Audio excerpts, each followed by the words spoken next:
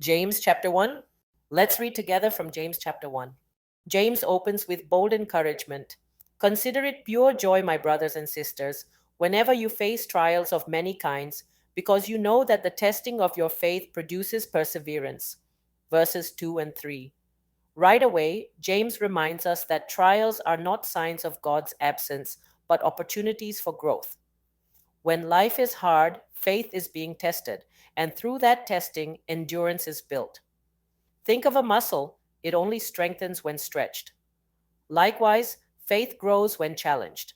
James then tells us that perseverance must finish its work so that we may be mature and complete, not lacking anything. In other words, God uses hardship to shape us into people who look more like Jesus. But he doesn't leave us helpless.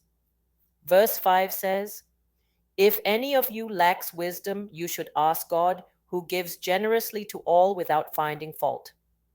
What a promise!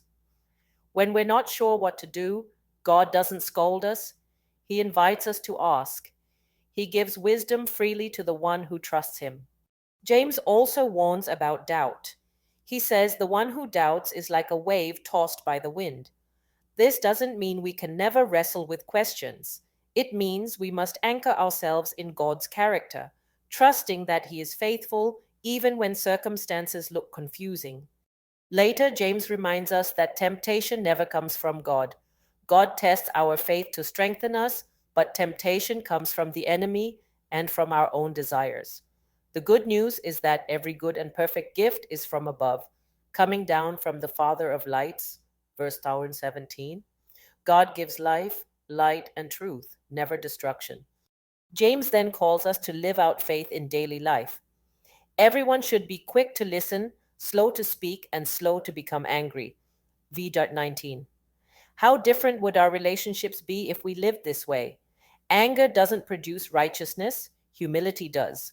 And finally, James challenges us not to merely listen to the word, but to do what it says. Faith that stays in the head and never reaches the hands is incomplete. True religion, James concludes, is to look after orphans and widows in their distress and to keep oneself unstained from the world.